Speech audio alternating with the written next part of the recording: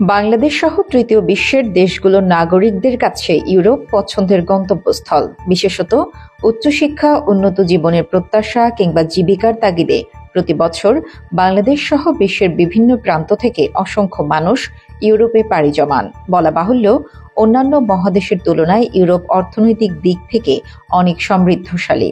তবে ইউরোপেও এমন অনেক দেশ আছে যেগুলো আর্থিকভাবে তেমন একটা সচ্ছল নয়।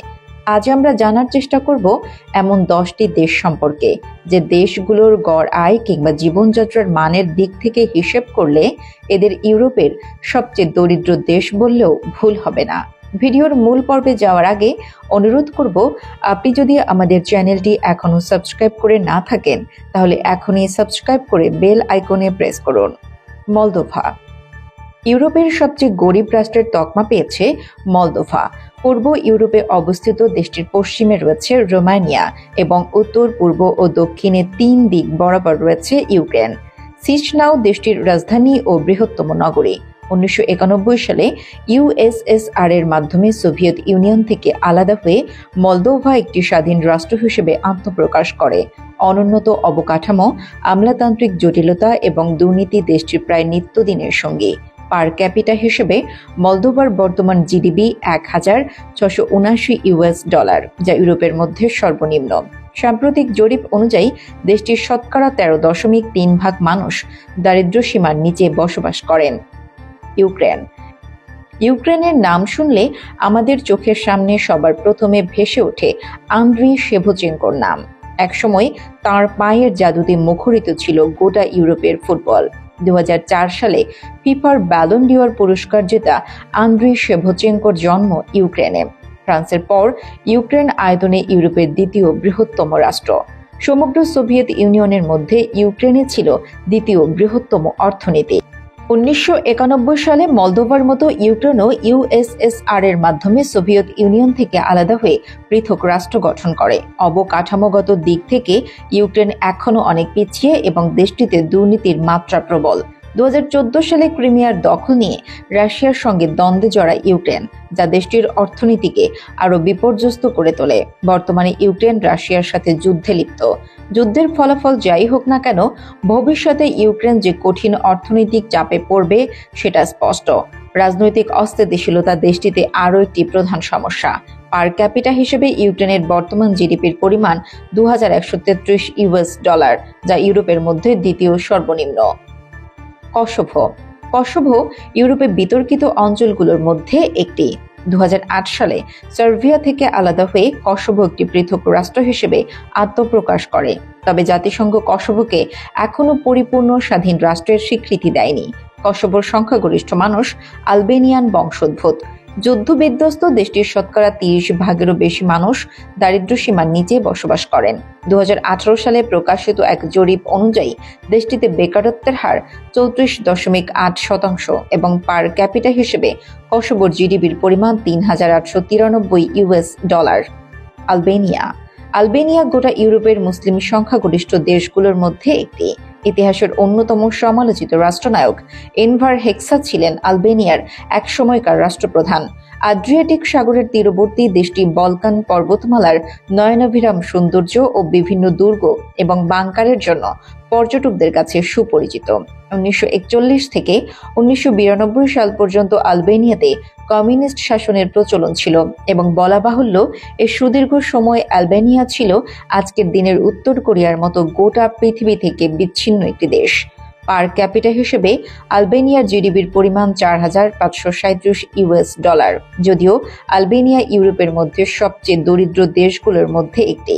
তবে দেশটিতে খনিজ তেল, জ্বালানি গ্যাস, কয়লা, লোহার আকরিক, চুনাপাথর সহ বিভিন্ন প্রাকৃতিক সম্পদের উৎস রয়েছে, যা দেশটির অর্থনৈতিক প্রবৃদ্ধিতে নতুন আশার সঞ্চার করেছে। বসনিয়া অ্যান্ড হার্জেগোভিনা 1992 সালে যুগোস্লাভিয়া ফেডারেশন থেকে আলাদা হয়ে পৃথক রাষ্ট্র হিসেবে বসনিয়া অ্যান্ড হার্জেগোভিনার আত্মপ্রকাশ ঘটে। কসোভোর মতো দেশটি এখনও যুগোস্লাভ যুদ্ধের বিভীষিকা বহন করে চলেছে।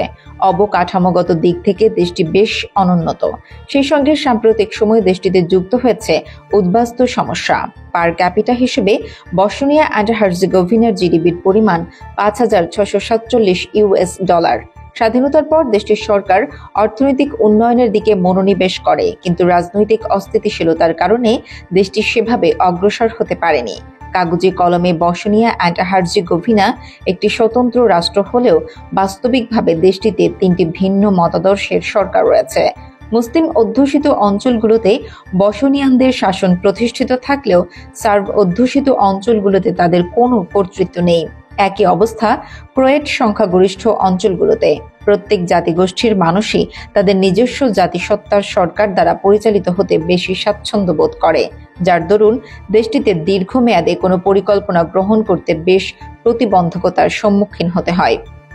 মেসিডোনিয়া বলকান উপদ্বীপের দক্ষিণ পূর্বে অবস্থিত ৯,৯২৭ বর্গমাইলের ছোট্ট একটি দেশ মেসিডোনিয়া। প্রায় ২০ লাখ জনসংখ্যা অধ্যুষিত দেশটি ১৯৯২ সালে এক গণভোটের মাধ্যমে যুগোস্লাভিয়া ফেডারেশন থেকে আলাদা হয়ে মেসিডোনিয়া এক স্বাধীন রাষ্ট্র হিসেবে আত্মপ্রকাশ করে। অর্থোডক্স খ্রিস্টানরারই অন্যতম তীর্থভূমি হিসেবে পরিচিত মেসিডোনিয়ার রাজধানীর নাম স্কুপিয়ে। পার ক্যাপিটা হিসেবে দেশটির জিডিপির পরিমাণ $৫,৪৪২। বেকারত্বের সমস্যা দেশটিতে প্রবল এবং সরকারি হিসেব অনুযায়ী দেশটির বেকারত্বের হার ১৬.৬%। ২০১৮ সালে বিশ্বব্যাংক কর্তৃক প্রকাশিত তথ্য অনুযায়ী মেসিডোনিয়ায় শতকরা ২১.৯% মানুষ দারিদ্র্যসীমার নিচে বসবাস করেন।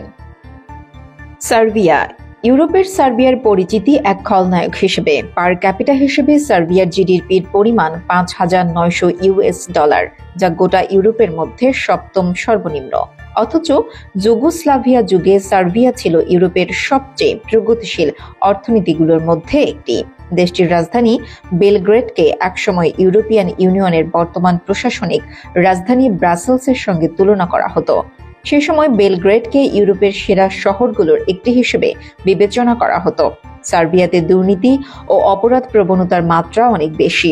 এছাড়া ক্রমাগত মুদ্রাস্ফীতি দেশটির অর্থনীতিতে ঋণাত্মক প্রভাব সৃষ্টি করেছে। ২০১৭ সালে প্রকাশিত এক জরিপ অনুযায়ী দেশটির শতকরা ২০.৩% মানুষ দারিদ্র্যসীমার নিচে বসবাস করেন। বেলারুশ পূর্ব ইউরোপে অবস্থিত ৮০,২০০ বর্গমাইলের একটি স্থলবেষ্টিত রাষ্ট্র। সর্বশেষ জনগণনা অনুযায়ী দেশটির মোট জনসংখ্যা ৯০ লাখের কিছু বেশি। বেলারুশের প্রতিবেশী দেশগুলো হলো ইউক্রেন, পোল্যান্ড এবং রাশিয়া। ১৯৯১ সালে ইউএসএসআর এর মাধ্যমে সোভিয়েত ইউনিয়ন থেকে আলাদা হয়ে স্বতন্ত্র রাষ্ট্র হিসেবে বেলারুশের আত্মপ্রকাশ ঘটলেও দেশটি এখনো পুরোপুরি রাশিয়ার প্রভাব থেকে মুক্ত হতে পারেনি। ১৯৯৪ সাল থেকে আলেকজান্ডার লুকাশেঙ্কো একচেটিয়াভাবে দেশটি শাসন করে গেছেন। বিশ্ব মানবাধিকার সূচকে বেলারুশের অবস্থান এখনো আশানুরূপ নয়। এমনকি দেশটির গণমাধ্যমও ইউরোপের অন্যান্য দেশের মতো সে অর্থে স্বাধীন নয়। একই সঙ্গে দেশটিতে মুদ্রাস্ফীতির মাত্রাও অত্যন্ত প্রবল। পার ক্যাপিটা হিসেবে বেলারুশের জিডিপির পরিমাণ $৬,২৮৩। মন্টিনিগ্রো আদ্রিয়াটিক সাগরের তীরে অবস্থিত মন্টিনিগ্রো বর্তমানে দক্ষিণ পূর্ব ইউরোপের অন্যতম দ্রুত বর্ধনশীল অর্থনীতির দেশগুলোর একটি। ২০০৬ সালে মন্টিনিগ্রো সার্বিয়া থেকে আলাদা হয়ে স্বাধীন রাষ্ট্র হিসেবে আত্মপ্রকাশ করে। ইংল্যান্ডের বিখ্যাত কবি লর্ড বাইরন মন্টিনিগ্রোকে পৃথিবীর অন্যতম সুন্দর দেশ হিসেবে আখ্যা দিয়েছিলেন। পার ক্যাপিটা হিসেবে মন্টিনিগ্রোর জিডিপির পরিমাণ $৭,৬৯৯। ২০১৯ সালের জনগণনা অনুযায়ী মন্টিনিগ্রোর মোট জনসংখ্যা ৬,২২,১৮২ জন, যার মধ্যে দেশটিতে আশ্রয় নেওয়া শরণার্থীর সংখ্যা ৫০,০০০-এর কাছাকাছি। মন্টিনিগ্রোর মোট জনসংখ্যার ৮.৬% দারিদ্র্যসীমার নিচে বসবাস করেন। বুলগেরিয়া পার ক্যাপিটা হিসেবে বুলগেরিয়ার জিডিপির পরিমাণ $৮,০৩১, যা ইউরোপের মধ্যে দশম সর্বনিম্ন। এছাড়া ইউরোপিয়ান ইউনিয়নের মধ্যে সবচেয়ে দরিদ্র রাষ্ট্রের তকমা পাওয়া দেশটির নামও বুলগেরিয়া। দ্বিতীয় বিশ্বযুদ্ধের পরবর্তী সময় থেকে ১৯৯০ সাল পর্যন্ত দেশটিতে কমিউনিজম ভিত্তিক শাসন ব্যবস্থার প্রচলন ছিল। ১৯৯০ সালের ১৫ নভেম্বর গণতান্ত্রিক এবং সাংবিধানিক আধুনিক বুলগেরিয়া রাষ্ট্র প্রতিষ্ঠিত হয়। ২০০১ সাল থেকে সামাজিক, অর্থনৈতিক, রাজনৈতিক সব দিক থেকে বুলগেরিয়া উন্নতি লাভ করতে শুরু করে। বর্তমানে তাই আন্তর্জাতিক মানব উন্নয়ন সূচকে বুলগেরিয়ার অবস্থান ৫৬তম। ২০০৭ সালে বুলগেরিয়া ইউরোপিয়ান ইউনিয়নের সদস্যপদ লাভ করে।